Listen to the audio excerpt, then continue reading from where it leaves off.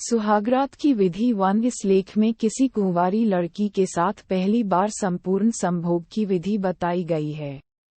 इसे हिंदी में कौमार्य भंग, यौनच्छेदन, सील तोड़ना व अंग्रेजी में डिफ्लावरिंग कहते हैं। ये किसी भी लड़की के लिए उसके जीवन की एक अत्यंत ही महत्वपूर्ण घटना होती है जिसे वह जिंदगी भर नहीं भूल सकती। ये एक ऐसा अवसर होता है जिसकी वह तब से कल्पना कर रही होती है जब से उसके बदन में यौन कामुकता का जन्म होता है और वह अपने स्त्रीत्व का अनुभव करने लगती है। अक्सर लड़कियां अपनी शादीशुदा या अनुभवी सहेलियों से इस बारे में चर्चा करती हैं, और यह भी देखा गया है कि ज्यादातर लड़कियां अपने अनुभव बढ़ा चढ़ाकर ही बयान करती हैं जिससे उनके मर्द पर आंच न आए। अपनी सहेलियों की मधुर कहानियां सुनकर लड़कियों के मन में लुभावने सपनों का जन्म होना स्वाभाविक है। अब ये पुरुषों पर निर्भर है कि वे अपनी प्रेयसी या पत्नी के भोले और बरसों से संजोए हुए सपनों को कितना साकार कर पाते हैं या उन्हें कुचल देते हैं। किसी लड़की का कौमार्य भंग करना पुरुष के लिए एक बहुत ही जिम्मेदारी का काम होता है। उसे इस मौके को उतनी ही तवज्जो देनी चाहिए जितनी किसी पूजा को दे जाती है। उसे लड़की के लिए यह मौका हमेशा के लिए यादगार बनाना चाहिए। उसे इस दिशा में हर वह प्रयत्न करना चाहिए जिससे लड़की अपना सबसे मूल्यवान उपहार उस पुरुष को देते हुए खुश हो। पुरुष के लिए यह इतना कठिन काम नहीं है क्योंकि एक कुंवारी लड़की की अपेक्षाएं ज्यादा नहीं होती। वह यौन के सुखों से अब तक अनभिज्ञ होती है और उसके मन में आकांक्षा, व्यग्रता, चिंता और डर जैसे कई विचार घूम रहे होते हैं।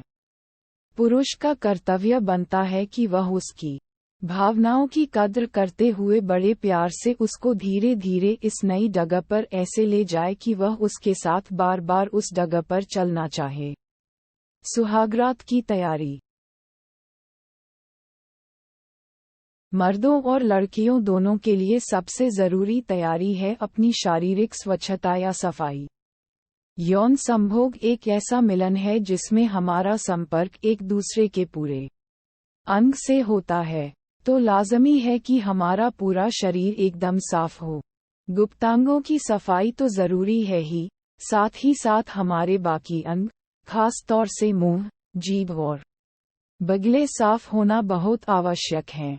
बेहतर होगा अगर दोनों जने बिस्तर पर जाने से पहले नहा लें।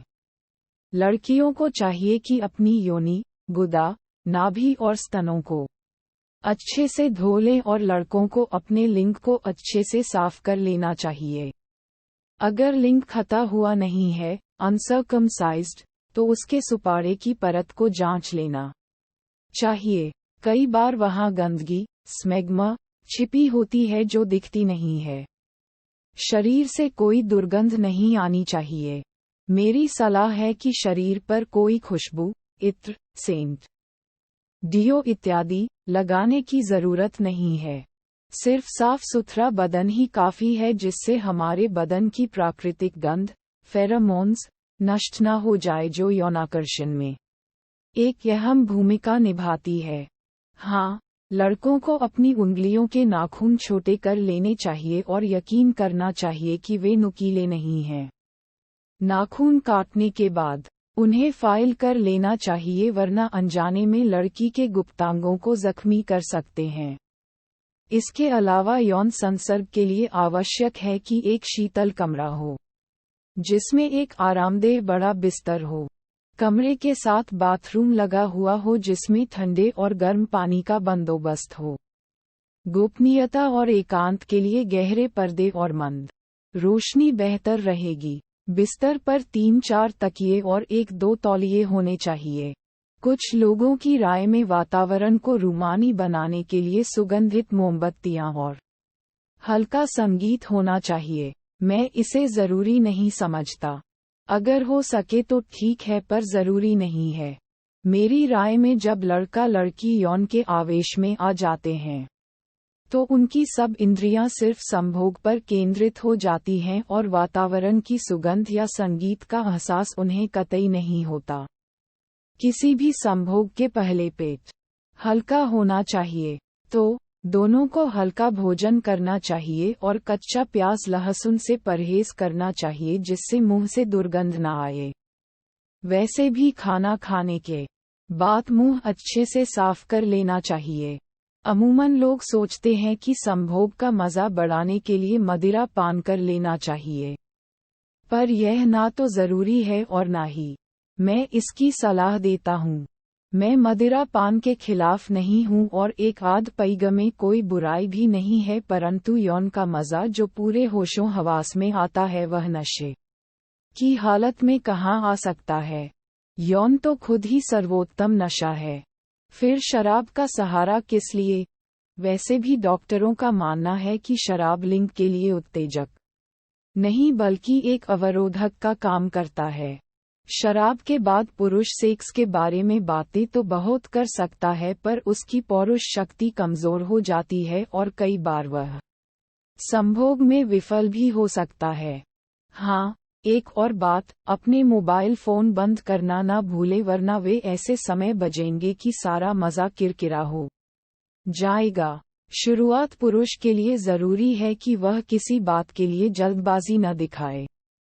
भले ही लड़का लड़की पहले से एक दूसरे को जानते हों या फिर पहली बार एकांत में मिल रहे हों, शुरुआत में दोनों को एक अजीब सी झिझक होगी। लड़की को खास तौर से काफी संकोच और असमंजस हो सकता है, थोड़ी थोड़ी घबराहट भी हो सकती है। कुछ मर्द भी ऐसे मौकों पर घबराहट महसूस कर सकते हैं, खास तौर से वे जिन्हें अपना लिंग छोटा लगता हो या जिन्हें शीघ्र पतन का डर हो। मेरी राय में दोनों को ही अपनी शंकाओं पर काबू पाने की कोशिश करनी चाहिए और प्रकृति की इस नायाब अनुभूति का आनंद उठाने का प्रयास करना चाहिए। बेहतर होगा अगर शुरुआत बातचीत से की जाए। पुरुष को पता होना चाहिए कि सेक्स के प्रांगण में हर तरह की पहल उसे ही करनी होती है। लड़की को ऐसे मौके पर लज्जा और झिझक ही शोभा देती है। ठीक तरह से बातचीत करने के लिए भी पहले से तैयारी करना बेहतर होगा। पुरुष को चाहिए कि इस बारे में पहले से सोच ले क्या क्या बात करनी है, वरना उस वक्त दिमाग धोखा दे सकता है। अक्सर लड़कियों को अपने घर वालों की और खुद की तारीफ सुनना अच्छा लगता है। अगर सुहाग रात शादी के बाद मनाई जा रही है तो अक्सर लड़की काफी थकी हुई होती है। उसकी थकान दूर करने के लिए पुरुष उसके हाथ, कंधे, बाजू, सिर इत्यादि दबाने के बहाने उसको छू सकता है। इससे शुरू की झिझक तोड़ने में सहायता मिलेगी और लड़की को साहस भी मिलेगा। इन दो बातों को ध्यान में रखते हुए कुछ इस तरह से बातचीत शुरू की जा सकती है। मानो लड़की का नाम मीना है। वाह मीना, मैं बहुत खुशनसीब हूँ। मीना कुछ नहीं कहती, जो तुम मुझे मिली हो। मीना कुछ नहीं कहती, तुम्हारे मम्मी पापा कितने अच्छे हैं, दोनों अभी भी जवान लगते हैं। मीना जरूर मुस्कुराएगी। कुछ देर उसके माँ बाप, भाई बहन की तारीफ करने के बाद, मीना, तुम्हारा नाम मुझे बहुत अच्छा लगता है। छोटा सा, मैं तुम्हें प्यार में या गुस्से में, दोनों में आसानी से बुला सकता हूँ।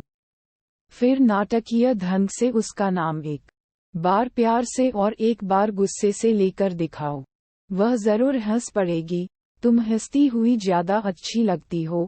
तुम्हें पता भी है तुम्हारे गाल और होंठ कैसे खिल जाते हैं। इस समय उसके गाल पर चुंबन ले सकते हैं। मुझे लगता है तुम बहुत थक गई हो। लाओ, मैं तुम्हारी थकान दूर कर दूं।